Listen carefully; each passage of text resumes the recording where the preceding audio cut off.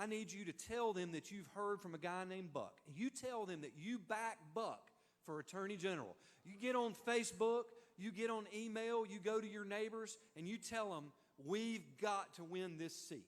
We have got to win this seat. So I need your vote, and I need your friendship. But lastly, I'd ask you for your prayers. This is tough. This is not easy. This is a big state. Donald Trump is traveling, and Mike Pence are traveling all over this great land. North Carolina is a big state. There are 10 million people that live here now. 6.5 million voters are registered in this state. 6.5 million voters. This is hard work. Long nights away from your family. A lot of crazy drivers on the road that you got to watch out for. I need your prayers. We all need your prayers. I'm asking you for your vote. I'm asking you for your friendship. And I'm asking you to pray for me, for Donald Trump, for Mike Pence, and for all the other candidates who are running in this race. Thank you very much.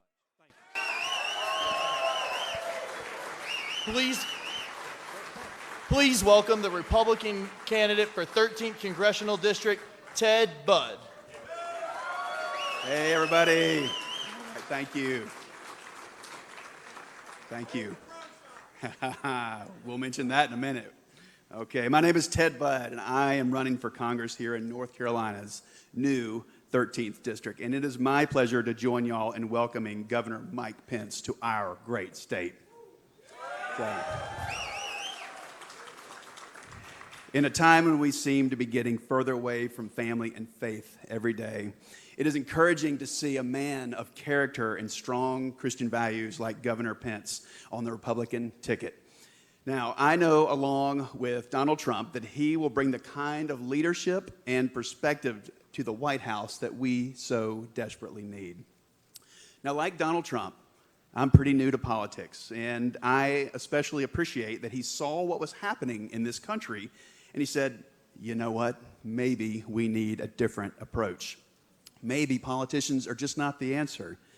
Maybe we need a president who has never run for office before. Now, I agree with Donald Trump, and that is why I am running for U.S. Congress. I've never run for office before, and I kind of don't like being called a politician. But I was tired of being on the sidelines, and I was tired of watching our country go further and further into debt. And I was tired of watching politically correct politicians be more concerned about re-election than they are about fixing this country. And that is why, after talking to my family right over here, that I decided to run for Congress. I believe that to whom much is given, much is required. And we have been given a great country with great opportunity, and we need to pass that on to the next generation. And one of the best ways to do that is to grow our economy. But unfortunately, faceless bureaucrats in Washington are stifling it with overregulation. Now, I'm a small business owner myself, and I own a gun store. Maybe you've heard of it. I think the man down here on the front row sure has. It's called Pro Shots. It's just north of here.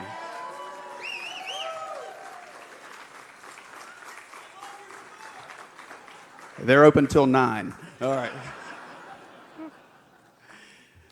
No, we got a lot of Winston-Salem Police Department here doing extra detail. We want to thank them, and I want to thank them especially because on September 1st,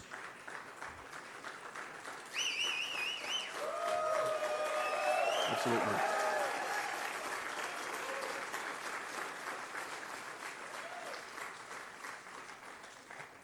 On September 1st, I'll celebrate 6 years as the owner of Pro Shots. And it was the Winston-Salem Police Department that said, would you open this range? We need it for our officers. And they were my customer number one. And I'm thankful to them for many, many reasons. So thank you. Really. Yeah.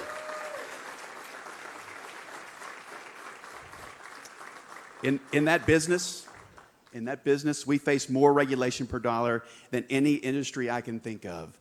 The IRS, the EPA, the Department of Labor, and the list goes on. And I saw where it came out the other day that since he took office, President Obama has issued over 600 major regulations that have cost the American people $740 billion. And we need people in Washington that want to abolish these agencies, not to grow them. And speaking of my business pro shots, I'm sick and tired of liberals in Washington trying to take away the Second Amendment rights of American citizens.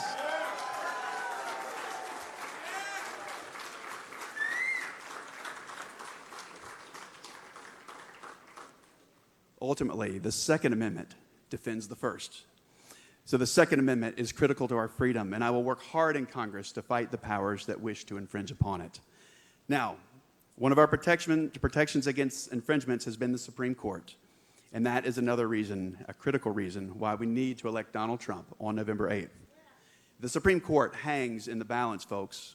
Does anyone here think that Hillary is qualified to appoint justices?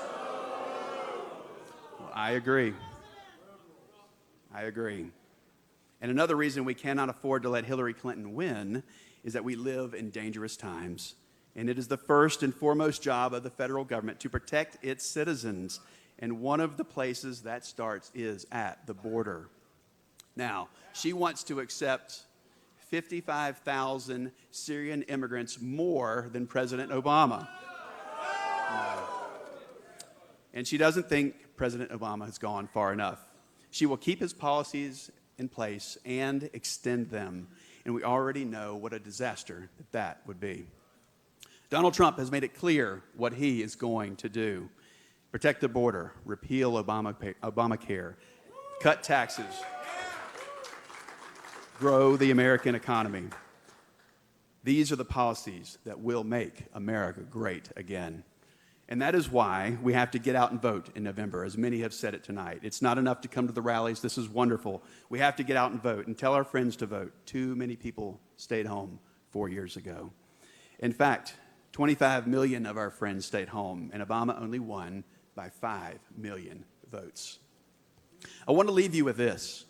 I was on the phone with a potential campaign donor a few months ago, and this was a successful businessman, and he had carved out his slice of the American dream, and he told me he's known me long enough to call me Teddy. He said, "Teddy, I'm done with politics." He told me that if he could get all of his assets in cash, that he would leave this country and he would move somewhere else. Unfortunately, I think there's others who feel this way, but I don't think that it's too late.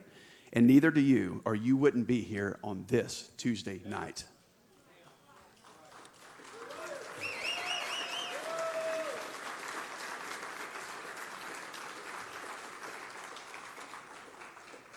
It's going to take some hard work. Election day is less than 70 days away. We have to get our friends, our family, our neighbors out to vote. If we do, we can put conservatives in office here in North Carolina, and we can turn this great state red, and we can help send Donald Trump and Mike Pence to the White House to begin the process of making America great again. I'm Ted Budd. Thank you for listening, and may God bless each and every one of you, and may God truly bless America. Thank you very much. Thank you.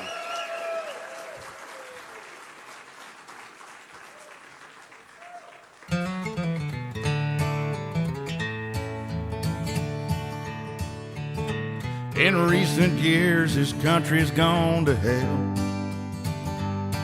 and the crack's getting bigger on the side of that Liberty Bell. Well, Clinton, Obama, and the Democratic crew sure did a number on me and you. It wasn't my vote, you can blame yourselves for that. But we got a chance to turn things around. You can get your butt up off the ground and understand we're all gonna have to work. This big old country was built on sweat, and if we're gonna make it great again, you're gonna get wet. But the first things first, we all gotta vote for Trump. Vote for Trump. Donald Trump. Donald Trump. And to hell with the rest, he'll get us over the hump. And down the road, we'll all go, and the wall will get built by Mexico. But first things first, we all gotta vote for Trump. He understands the working man, tells the truth that we can understand. If you don't like it, you can all just kiss our ass. Kiss our ass. He pays his own way, don't take no crap. Gonna bring back country, get rid of rap. And if nothing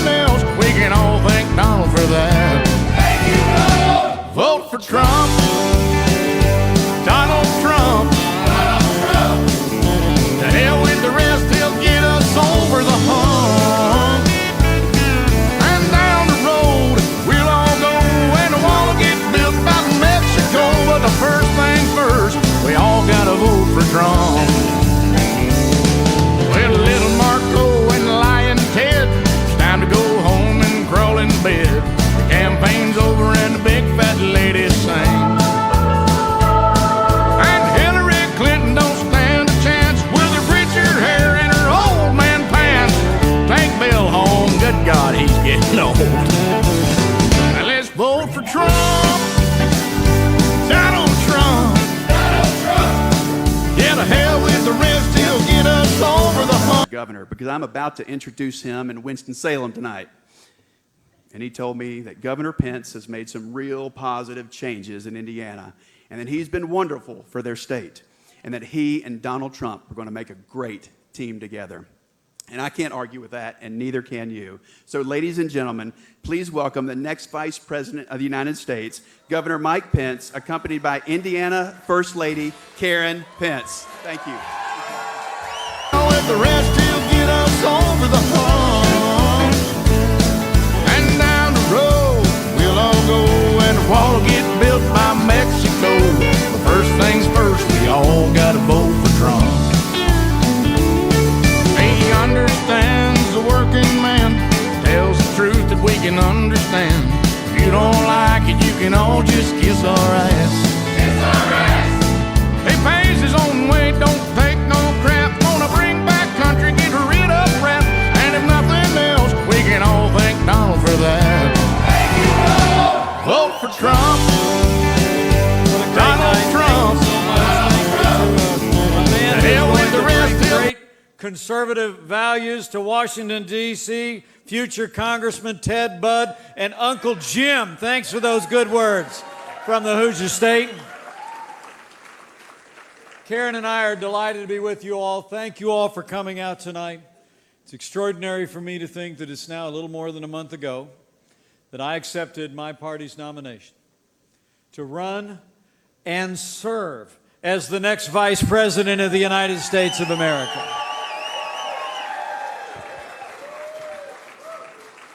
I got to tell you, I appreciate Ted's introduction. I truly do. But the introduction I prefer is a little bit shorter. I'm a Christian, a conservative, and his own, but now this movement is united, this party is uniting, and we're going to make Donald Trump the next President of the United States of America.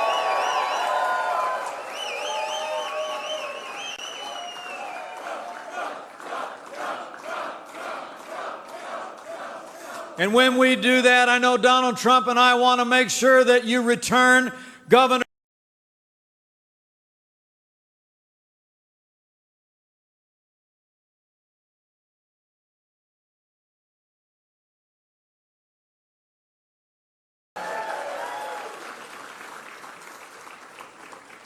his heart, he speaks from his mind, and he tells it like it is in the American people. About Donald Trump, really.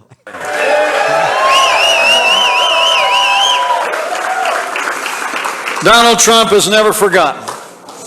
I think a big part of it is he's never forgotten the men and women who built this country. He was raised in a family of builders. And to be around him off the campaign trail among people that work with him and work for him, you can see he's just as comfortable with the people laying the bricks and clearing the grounds and tending to the grounds as he is with the people up in the executive offices in the suite. Maybe a little bit more. Because he knows who's done the work in this country. People that grow the food, build our roads and bridges, tend to our sick, teach our kids. And let me tell you, Donald Trump has a heart for the men and women who wear the uniform of law enforcement in the United States of America.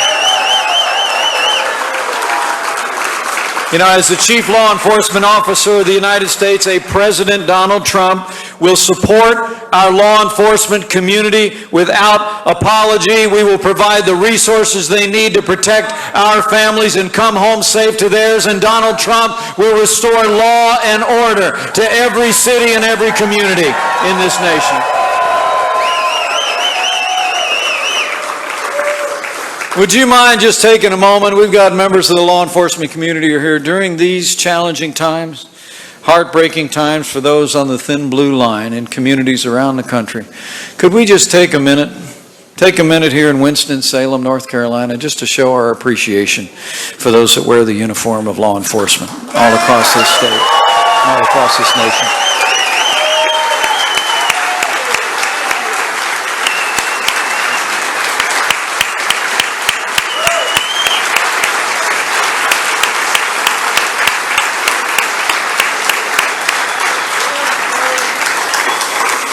Thanks so much. You know, the choice in this election could not be more clear. It's change versus the status quo. The American people can elect someone who literally personifies the failed establishment in Washington, D.C., or we can choose a leader, a truth teller, a man who will stand strong on the world stage, and he will make America great again for our people and in the eyes of the world. You know, it's really remarkable if you think about it. At the very moment that America is crying out for something new and different, the other party has answered with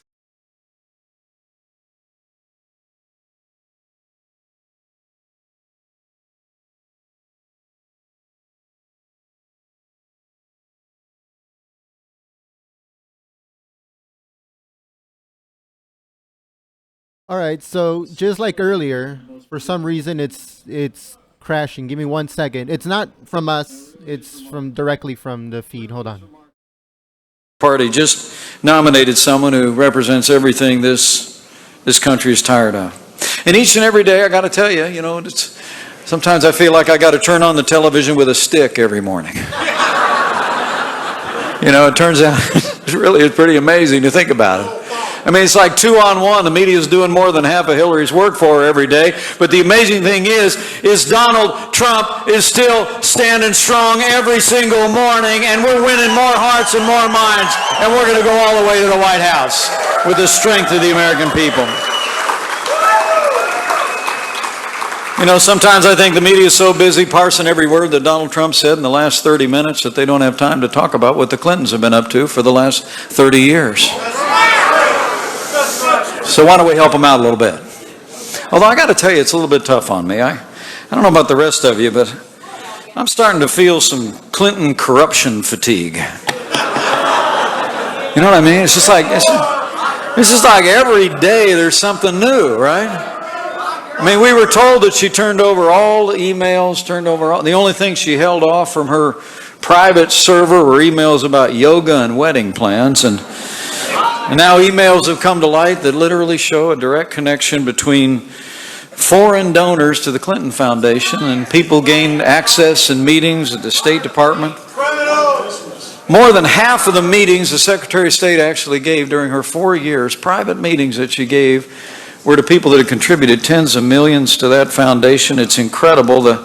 We also found out in the last few days that she used a sophisticated software called BleachBit to wipe out any vestige of any emails. But even yet today, more emails are coming out all the time. We just found out even that the State Department just released information that there's 30 emails she didn't turn over that make reference to the tragedy of Benghazi.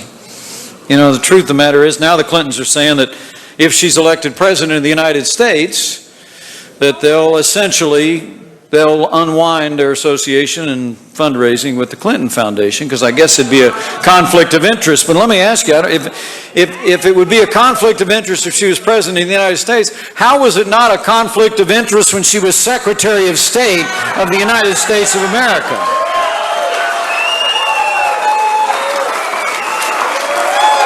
You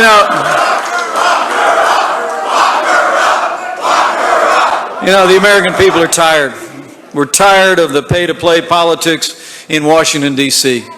And that's exactly the kind of politics that's going to come to a crashing halt the day that Donald Trump becomes the 45th president of the United States.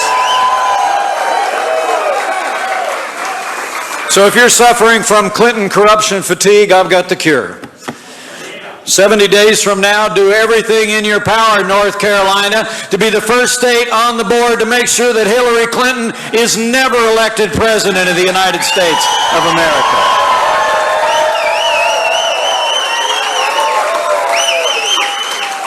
You know, for all that cascade of controversies, I honestly believe it's not the worst of it. So when you look at the record of this administration, leadership of Barack Obama and Hillary Clinton, it's extraordinary to think 7.5 years has weakened America's place in the world and stifled our nation's economy.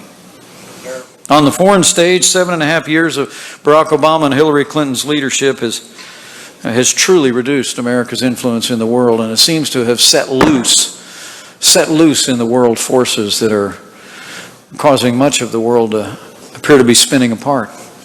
You know, history teaches that weakness arouses evil.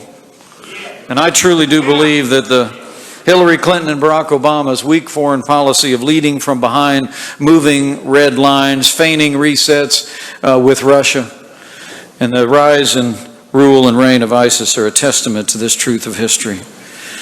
As is the news that we all learned just a couple weeks ago that on the very day that 4 Americans were released from captivity in Iran, that the United States delivered $400 million in cash on a pallet. You know, let me make you a promise. When Donald Trump is president of the United States, we won't be paying ransom to terrorist sponsoring states. They'll be paying a price if they threaten or detain or harm American citizens or our allies. We cannot have 4 more years apologizing to our enemies and abandoning our friends. America needs to be strong for the world to be safe. And I promise you, from day one of a Trump administration, Donald Trump, as President of the United States, will rebuild our military, will stand with our soldiers at home and abroad, will restore the arsenal of democracy, and he will lead on the world stage with American strength.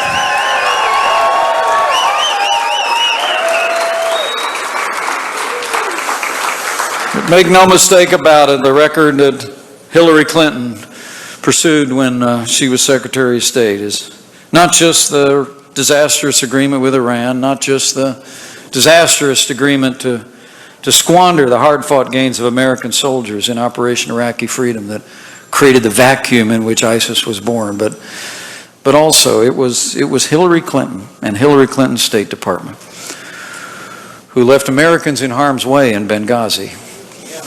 And after 4 Americans fell, said that it had something to do with a video somewhere, even though they had a lot of information otherwise. When she was confronted on it, she actually told a Senate committee of those 4 Americans who fell and the reasons why. She said, quote, "What difference at this point does it make?" Close quote. Well, let me say from my heart, not so much as a candidate for public office, but as the father of a United States Marine. Anybody who said that, anybody who did that, should be disqualified from ever serving as Commander-in-Chief of the Armed Forces of the United States of America.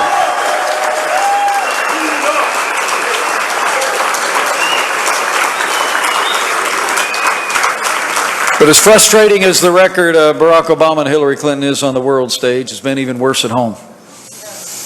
I mean, we are in the midst of the weakest economic recovery since the Great Depression. I can tell you anything that you've accomplished here in North Carolina or we've accomplished in the great state of Indiana, I promise you, it has been in spite of the policies of the Obama administration, not because of it. We have the lowest labor participation rate since the 1970s, and most heartbreaking of all, there are more than 7 million more Americans living in poverty today than the day that Barack Obama became President of the United States. Hillary Clinton's plan, Hillary Clinton's answer is more of the same. More taxes, more regulation, more spending, more Obamacare, and more of the war on energy that this administration has continued to advance. Hillary Clinton actually wants to raise taxes by more than $1 trillion, increase spending by more than $1 trillion, expand Obamacare, and expand the war on coal. It really is incredible. I mean, they tell us this economy is the best we can do. But you and I know better. This is not the best we can do. Not even close. It's just the best they can do. And when Donald Trump becomes President of the United States of America, we're going to advance the time-honored policies that will get every American working in this country, in North Carolina, in Indiana, and every state across the nation. Donald Trump has a plan. He has a plan to reignite the American economy. He was there in Detroit. I got to introduce him. Got to introduce him at the Detroit Economic Club. If you haven't seen that speech yet, I want you to take a look at it. I got to tell you, I'm going to be introducing him tomorrow in Arizona when he gives an important and a historic speech on how we will end illegal immigration in the United States of America and uphold the rule of law. But Donald Trump's plan to get this economy moving again is pretty straightforward. Tax reform, regulatory reform, trade reform, and energy reform. When Donald Trump and I take office and Ted Budd gets sworn in the Congress of the United States, right out of the gate, we're going to cut taxes across the board for working families, small businesses, and family farms. We're going to end death taxes once and for all. And we're going to lower the taxes on American businesses so they can compete with businesses around the world to keep jobs right here in North Carolina. And on day one of the Trump administration, he's going to do what we did back in the Hoosier State. We cut some taxes back there each of the last 4 years, but what we also did in Indiana, Donald Trump's going to do, and that is on day one, he's going to sign a moratorium on any new federal red tape, and he's going to repeal every single Obama executive order that is stifling growth and stifling jobs in this economy.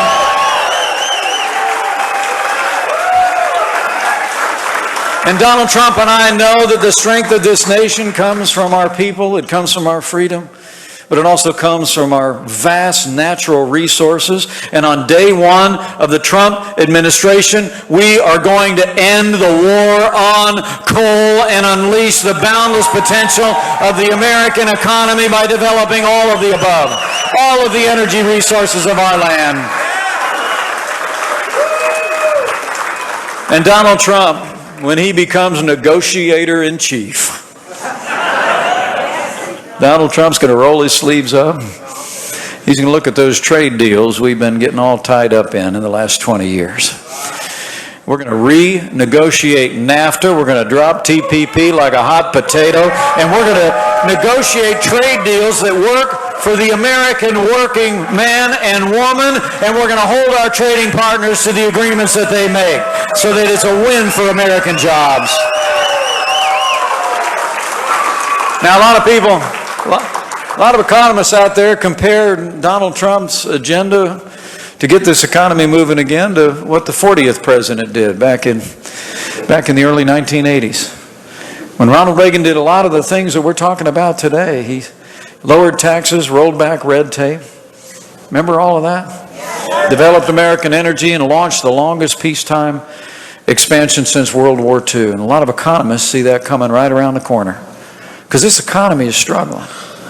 I know you've been blessed in North Carolina with some strong common sense leadership that's seen some jobs, but across the country, you know, the new numbers just came out. This economy grew in the last quarter by just a little more than 1%. The American people have seen, once you net out inflation, a lot of working Americans haven't seen a real increase in their income for 10 going on 15 years. And a lot of people see that by getting back to those time-honored conservative principles put into practice,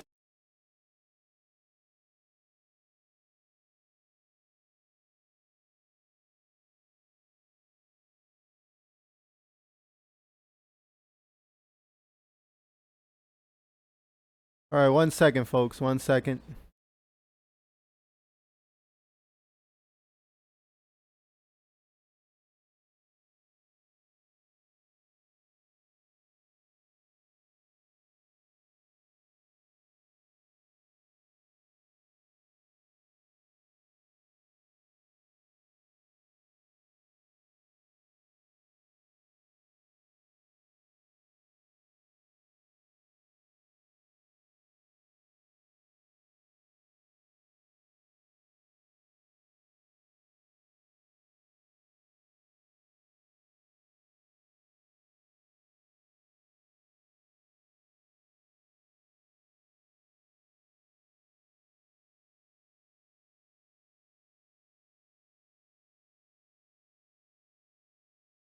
So it looks like the feed was cut off. Give me 1 second. I'll try to get it back. It'll just be a few minutes. I really don't know what happened. Give me 1 second.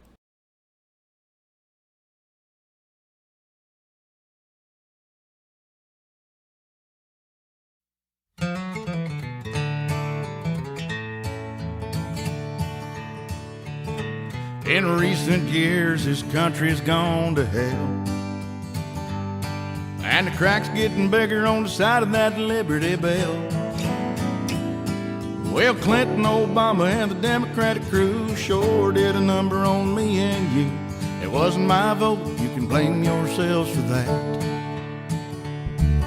But we got a chance to turn things around. God-given Get your liberties butt up that are off the enshrined in ground our Bill of and Rights. understand we're If all you believe gonna that the role of the court is to uphold the Constitution and enforce the Constitution and not legislate from the bench, you better think hard about it. I mean, elect Hillary Clinton as president, and you better get used to being subject to more unelected judges using unaccountable power to make unconstitutional decisions. The truth of the matter is, for the sake of the rule of law, for the sake of all of those of us who cherish the sanctity of human life, for the sake of preserving the right of law-abiding citizens to keep and bear arms under the Second Amendment to the Constitution, for the sake of all of our God-given liberties, North Carolina, we need to decide right now that in 70 days we're going to do everything in our power to make sure that the next president making appointments to the Supreme Court of the United States of America is President Donald Trump.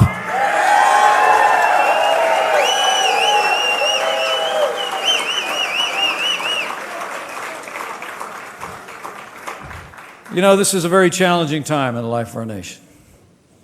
We think about the issues in this campaign, and I really think it boils down to security and prosperity, the rule of law, and maintaining the highest standards of integrity in the highest office in the land.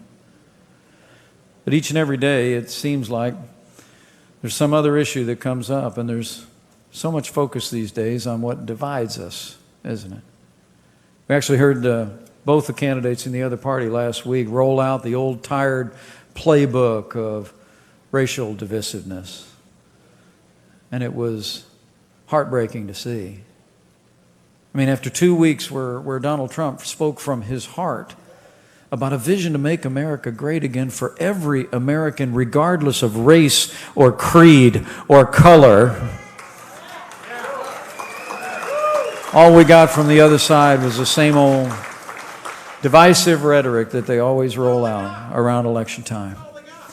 But I want to tell you, I hope as you leave here tonight, I hope you'll go out and I hope you'll lay out that choice to the American people, the people of North Carolina and Winston-Salem.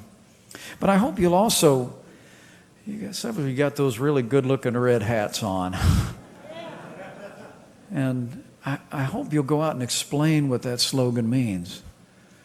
Because, you know, when Donald Trump says we can make America great again, he just simply knows in his heart of hearts that you get government out of the way, the American people will right the ship of our nation faster than you could possibly imagine. And they will make America great again. And by making our nation great again, what we mean by that is really reviving the American dream. You know what I mean? And it proceeds out of Donald Trump as it does with me and my family from the same place. I mean, the truth is that his grandfather came to this country to live the American dream just like mine did.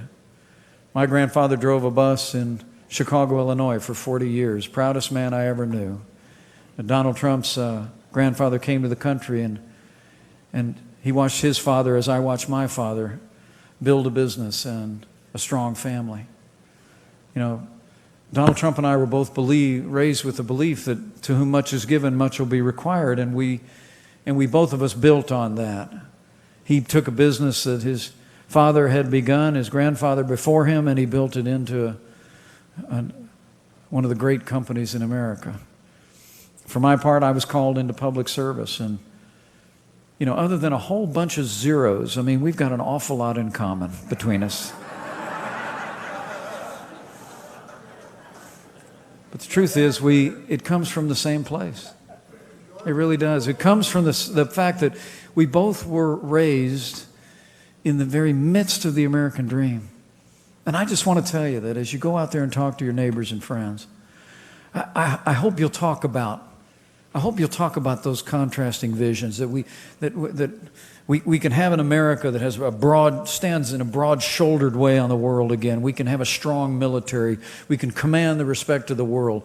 We can unleash the boundless potential of the American economy. We can stand for our Constitution and uphold high standards and compare that to what the other side has to offer. But I hope you'll also say to your neighbors and friends that Donald Trump and I believe that there will always be more in America that unites us in the United States than will ever divide us.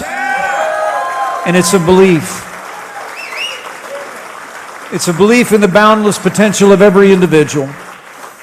It's a belief in the boundless potential of every individual given the opportunity to pursue their dreams in freedom, to be able to achieve those dreams. That's what the American dream is. And so go and share that, and share it with passion. Because I truly do believe that this is a time when our nation is in need of healing. After a generation where we seem to have been divided one among another, it's time for us to come back to what really does unite us. Our faith in God, in freedom, and in the American dream. And if you're of a mind too, like Karen and I do from time to time, to bend the knee, I encourage you to do it. Not to pray so much for a candidate or a cause, but just pray for this country, because I'll always believe what has been true before is still true today. As is written long ago, if his people who are called by his name will humble themselves and pray, he'll hear from heaven and he will heal our land again. I believe it. So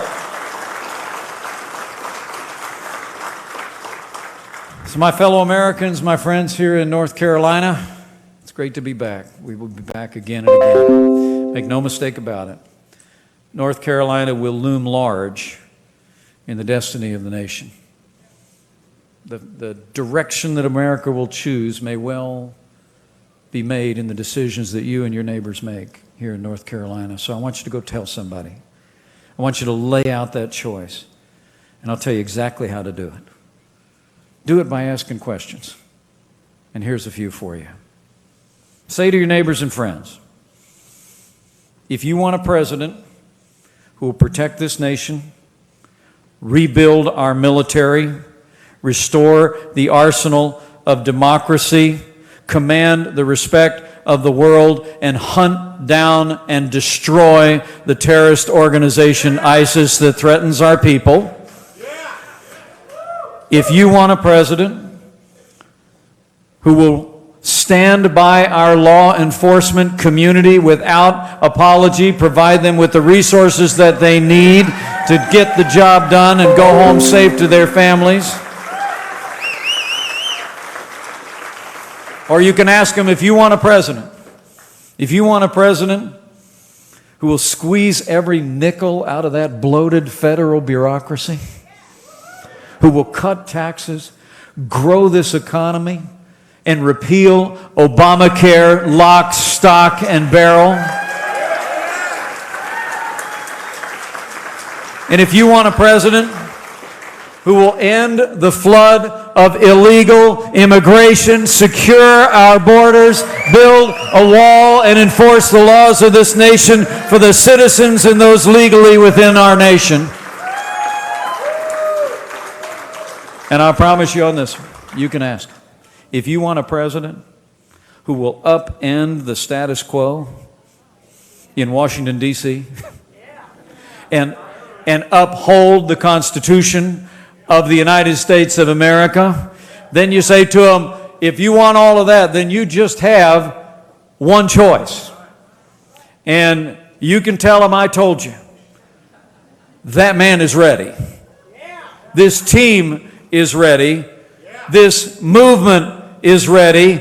Let's go out there and make sure North Carolina is ready, and we will elect Donald Trump as the 45th President of the United States of America, and we will make America great again.